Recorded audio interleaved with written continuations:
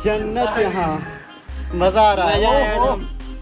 Full good morning दोस्तों, my name is साहिल बस्ती और मेरे यूट्यूब चैनल साहिल का सफर में आपका स्वागत है। तो आज मैं जा रहा हूँ Ross Island and North Bay Island, मतलब हिस्ट्री प्लस मस्ती दोनों एक ही दिन। ये तो उससे पहले पेट पूजा हो जाए तो यहाँ पे सब लोग अपने रूम से निकल चुके हैं नीचे ब्रेकफास्ट करने के लिए, क्योंकि ब्रेकफास्ट रेडी हो चुका है।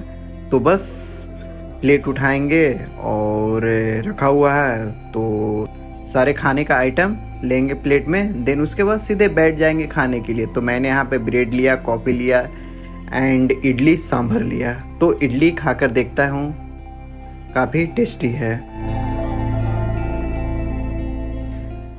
ब्रेकफास्ट हो चुका है, अब हमारी कैब नीचे आ चुकी है। तो अब कैब से निकलेंगे घूमने के लिए। अभी टाइम कितना, 9 बज चुके हैं। तो चलते हैं कैब में, हमारी गड्डी इसी से सफ़र के लिए निकलेंगे।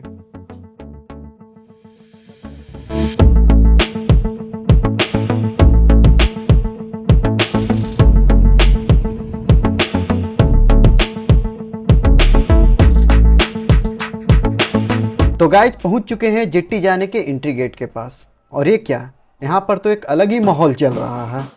यहाँ पर एक स्कूल का पैरेड चल रहा है, ढोल की धुन, स्टूडेंट्स का परफेक्ट डिसिप्लिन और उसका एनर्जी लेवल देखकर कुछ देर के लिए मैं भी वहीं पे रुक गया। इतना डिसिप्लिन देख सकते हैं गाइस। सच कहूँ तो ये सीन देखना भी एक अलग एक्सपीरियंस है। और जेट्टी से रॉस आइलैंड जाने के लिए हम लोग का टिकट लगता है। तो हमारी टिकट्स पहले से ही पैकेज में बुक थी, तो इसलिए हम लोगों को टिकट लेने का वेट नहीं करना पड़ा। तो सीधे चलेंगे जेट्टी। अभी हम लोगों को यहाँ पे थोड़ी देर वेट करना पड़ेगा, क्योंकि हम लोग जिस बोट से जा रहे हैं तो अभी बाकी हम जितने भी लोग हैं बस इतने ही 7 लोग ही हैं, बाकी और लोग अभी तक आए नहीं हैं। तो उन लोग आ जाएंगे तब हम लोग सभी लोग एक साथ बोट से निकल पड़ेंगे रोज आइलैंड के लिए। अब इंतज़ार की घड़ी ख़त्म होती है, अब चलते हैं सीधे बोट की तरफ।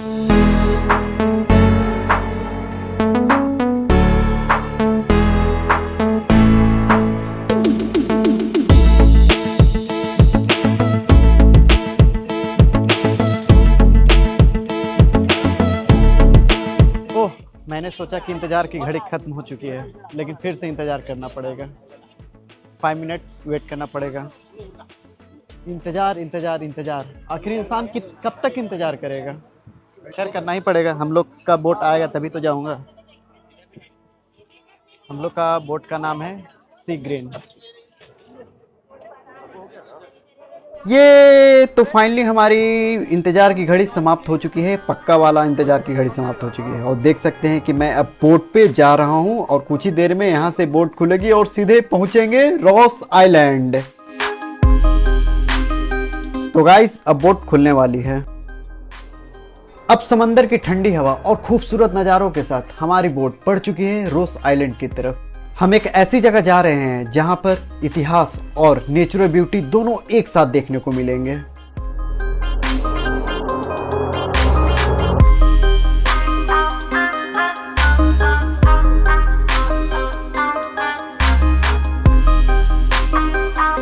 बस कुछ ही देर में रॉस आइलैंड पहुंचने वाले हैं, लेकिन अब उसका नाम चेंज होकर नेताजी सुभाष चंद्र बोस द्वीप हो गया है।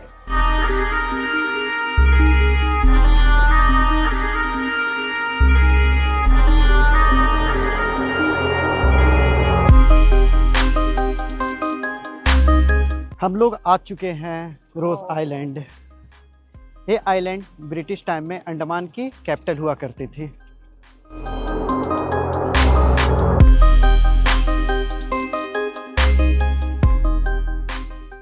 UT administration of Andaman and Nicobar islands. Welcome to Ross island. यहाँ पर पहली चीज़ें देखने को मिलती है जो है जापानीज बंकर। इतने सालों पुराना ये बंकर आज भी अंडमान इतिहास की याद दिलाता है। तो चलते हैं, थोड़ा और आगे बढ़ते हैं। अरे ये क्या, हिरन? मैं तो सच में सरप्राइज हो गया यार। मैं कभी सोचा भी नहीं था कि खुले में मुझे हिरन देखने को मिलेगा। ओ माय गॉड, कितना प्यारा लग रहा है यार। इसके अलावा भी और भी हिरन हैं और उसके सींग ना अलग अलग टाइप का है। सच बोलूं तो मुझे पहले से बिल्कुल भी आइडिया नहीं था कि रोज आइलैंड पर डियर इतनी आराम से घूमते मिलेंगे। ओ माय गॉड, काफ़ी अलग अलग टाइप का है यार। उन्हें इतने करीब से देखने का और हल्का सा टच करने, ये एक्सपीरियंस मेरे लिए बिल्कुल भी अनएक्सपेक्टेड और बहुत ही स्पेशल था। सच में बहुत मज़ा आ गया। अब एक्साइटमेंट और भी बढ़ चुकी है। चलिए दोस्तों, रोस आइलैंड के अंदर और आगे चलते हैं और देखते हैं कि ये हिस्टोरिकल आइलैंड और कौन कौन से सरप्राइज छुपा कर बैठा है।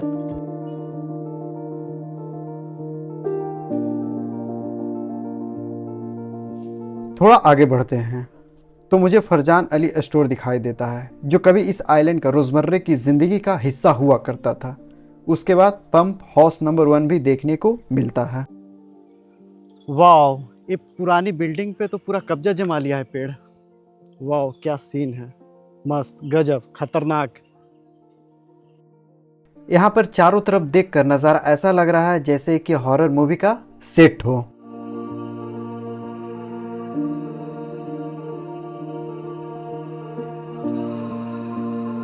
थोड़ा और आगे बढ़ने पर पुरानी बेकरी का अवशेष देखने को मिलते हैं और सबसे खास बात, पूरे आइलैंड में जगह जगह खुले घूमते हिरन इस जगह की खूबसूरती को और भी खास बना देते हैं। चलिए कुछ सिनेमैटिक शॉट्स लेते हैं और महसूस करते हैं रोस आइलैंड के इतिहास और नेचर का एक जबरदस्त कॉम्बिनेशन।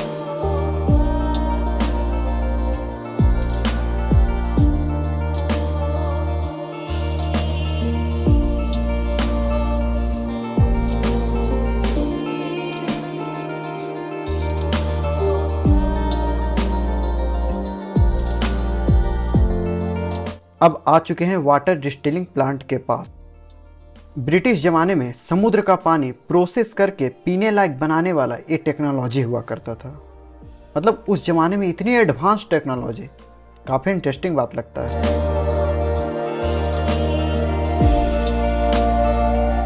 बस उसी के बगल में ये है पुराना स्विमिंग पूल।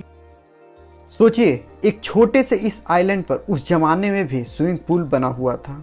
आज भले ही यह खंडहर बन चुका हो, लेकिन इसे देखकर अंदाज़ा लगता है कि कभी यहाँ कितनी शानदार लाइफस्टाइल हुआ करती होगी। रास्ते पर समुद्र की ये ठंडी हवा और लहरों की आवाज़ इस वॉक को और भी सुकून भरा बना रही है। सुकून के साथ थोड़े हॉरर भी मिक्स है। देख सकते हैं, आप खुद देख सकते हैं कि यहाँ पे कैसे नज़ारा है, तो हॉरर वाला सुकून है। और यहाँ पे लिखा हुआ है beware of falling coconuts, मतलब यहाँ पे कोकोनट्स गिरते रहते हैं तो उससे सावधान रहें, नहीं तो टपक जाएगा तो आप खुद टपक जाएंगे यहाँ से। तो इसलिए थोड़ा ध्यान देकर आगे बढ़ते हैं। क्लब हाउस, तो चलिए इसे भी एक्सप्लोर करके देखते हैं। आज एक क्लब हाउस पूरी तरह खंडहर में बदल चुका है, लेकिन एक वक्त था जब यहाँ ब्रिटिश ऑफिसर्स अपना फ्री टाइम स्पेंड करते थे। इन दीवारों को देखकर लगता है कि कभी ये जगह कितनी शानदार रही होगी।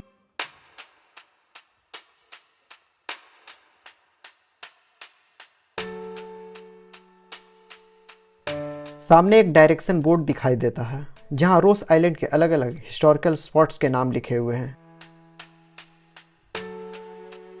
तो सबसे पहले मेरी नज़र पड़ती है चर्च पर, तो चलिए वहीं चलते हैं।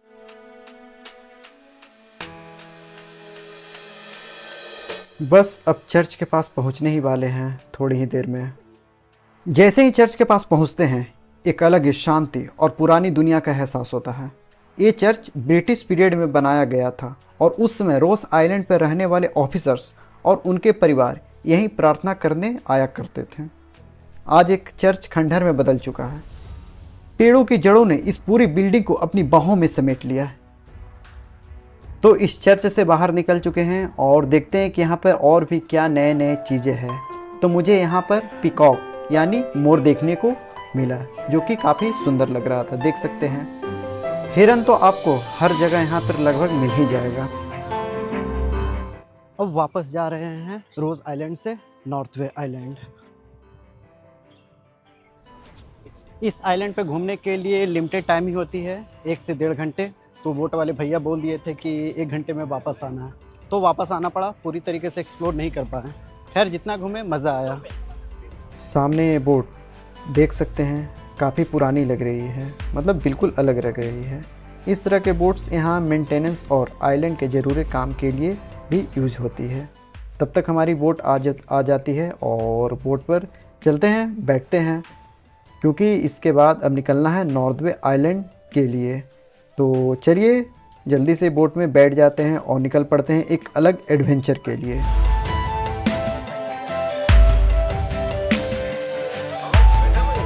तो दोस्तों हमारी बोट समुद्र को चीरते हुए नॉर्थ वे आइलैंड की तरफ बढ़ रही है और यहाँ पे देख सकते हैं कि एक स्टीमर देखने को मिला, जो कि वो अपनी ही धुन में जा रही है। और ये सामने रेड एंड वाइट कलर का जो दिख रहा है वो लाइट हाउस है नॉर्थ वे आइलैंड का। तो फाइनली दोस्तों पहुंच चुके हैं नॉर्थ वे आइलैंड जेट्टी, और इस आइलैंड पे भी वाटर एक्टिविटी करवाया जाता है। देख सकते हैं कि वाटर एक्टिविटी का ये बोट है। तो बस अब यहाँ से उतरते हैं और आगे बढ़ते हैं।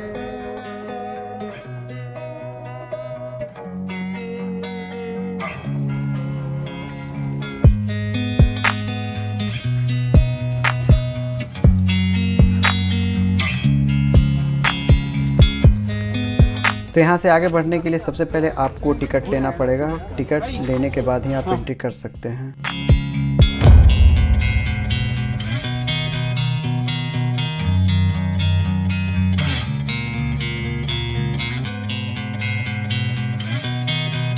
तो हम भी आगे बढ़ते हैं, क्योंकि बाकी जितने भी लोग हैं वो लोग सारे आगे बढ़ चुके हैं और यहाँ पे भुंजा का शॉप है, तो वहीं पे भुंजा ले रहे हैं, देख सकते हैं। तो अभी भुंजा रेडी हो रहा है। हेलो गाइस, तो कैसे है गाइस? हम भी गाइस हैं।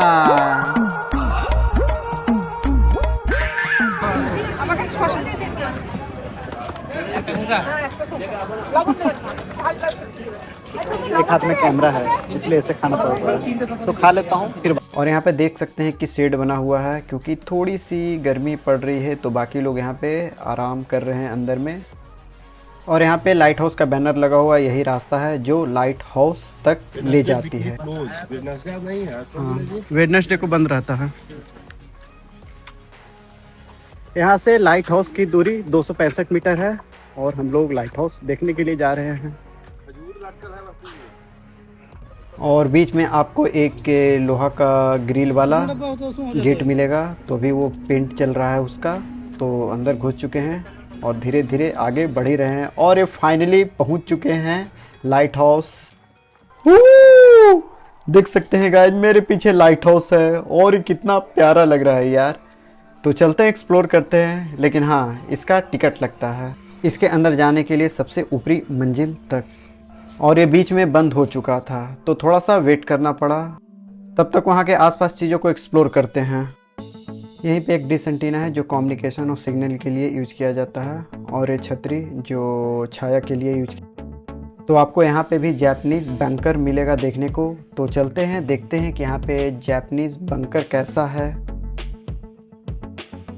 तो काफ़ी अंदर में है और ये देख सकते हैं जापानीज़ बंकर, लेकिन यहाँ बिल्कुल मत आना, काफ़ी स्मेल कर रहा है। लाइट हाउस खुलने का टाइम हो गया है, तो चलते हैं टिकट काउंटर के पास। और ये देख सकते हैं कि मेरे हाथ में टिकट है लाइट हाउस के लिए, तो बस एंट्री करते हैं लाइट हाउस के अंदर। तो चल रहे हैं, एंट्री कर रहे हैं और देख सकते हैं गाइस मैं आ चुका हूँ और सीढ़ियों के द्वारा ऊपर जाऊँगा, और काफ़ी ऊंचा है और गोल गोल सीढ़ी है यहाँ पर। तो धीरे धीरे धीरे धीरे ऊपर बढ़ते हैं, काफ़ी हाइट पे है, तो थोड़ी सी थकावट भी में भी होगा, सांस भी फूलेगा, तो धीरे धीरे तो चलना ही पड़ेगा और ऊपर तो जाकर ही रहूँगा। ऊपर चढ़ रहा हूँ गाइस, थोड़ी थकावट आ गई है, फिर भी सबसे ऊपर जाऊँगा।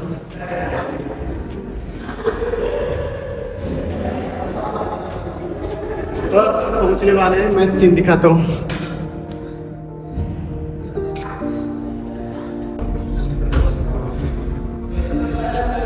बस पहुंच गया हूँ।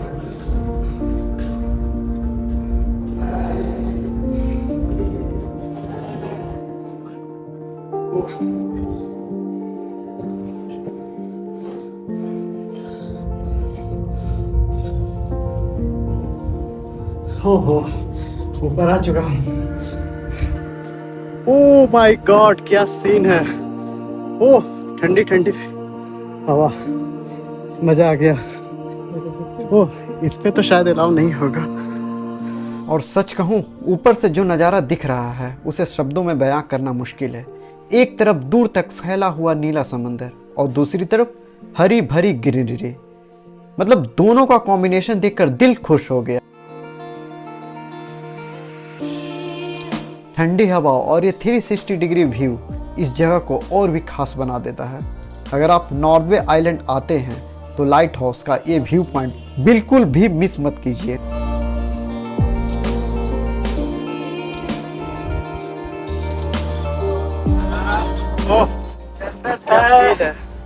जन्नत यहाँ, मजा आ रहा है। खुल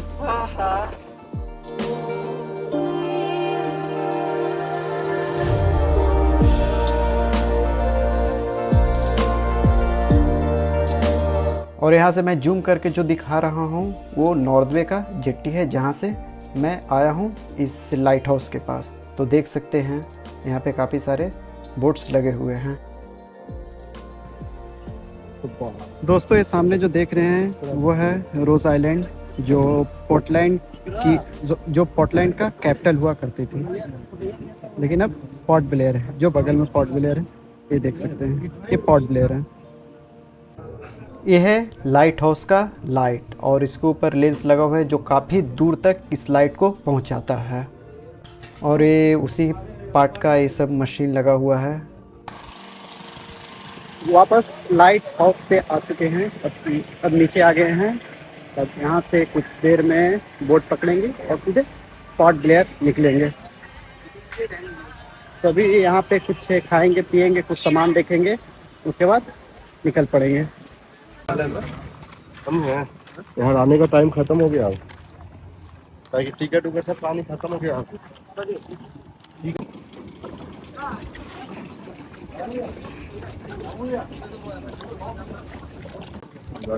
विश्राम है ना। आगे को बैठो, आगे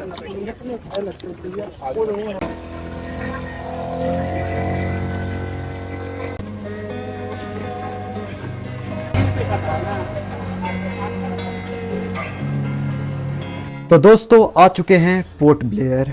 तो सीधे अब यहाँ से निकलते हैं और सीधे आ गए रेस्टोरेंट, क्योंकि बहुत ज़ोरों से भूख लगा हुआ था। तो चलते हैं अंदर और कुछ खाएंगे पिएंगे, देन उसके बाद रूम जाएंगे।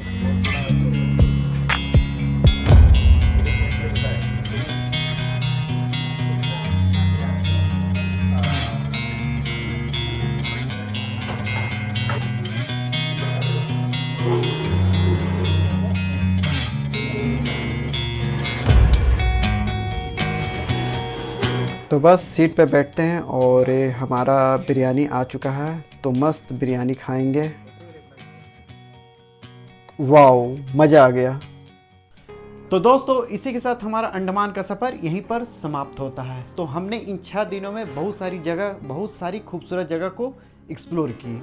स्कूबा डाइविंग किया, फेरी से सफ़र किया, अलग अलग बीच देखे, आइलैंड गए और सनसेट सनराइज़ देखे। मतलब ओवरऑल काफ़ी मज़ा आ गया। तो ये अंडमान सिर्फ एक टूरिस्ट प्लेस नहीं है, बल्कि एक ऐसी जगह है जहाँ की हर एक बीच, हर आइलैंड, हर सनसेट सनराइज हमेशा याद रहेगा। अगर आप भी नेचर और एडवेंचर पसंद करते हैं तो अंडमान को अपनी ट्रैवल लिस्ट में ज़रूर शामिल कीजिए। अगर आपको हमारी ये अंडमान की ये पूरी ब्लॉग सीरीज पसंद आई हो तो वीडियो को लाइक करें, अपने दोस्तों के साथ शेयर ज़रूर कीजिए, कमेंट कीजिए और सब्सक्राइब करना बिल्कुल भी मत भूलिएगा और अपने दोस्त से भी करवा दीजिएगा, क्योंकि आपके सपोर्ट से ही हमें और भी अच्छे अच्छे ट्रैवल वीडियो बनाने का मोटिवेशन मिलता है। तो फिर मिलते हैं एक नए सफ़र के साथ, एक नए डेस्टिनेशन में। तब तक के लिए अलविदा लेते हैं, फिर मिलते हैं अगले ब्लॉग में। तो जय हिंद।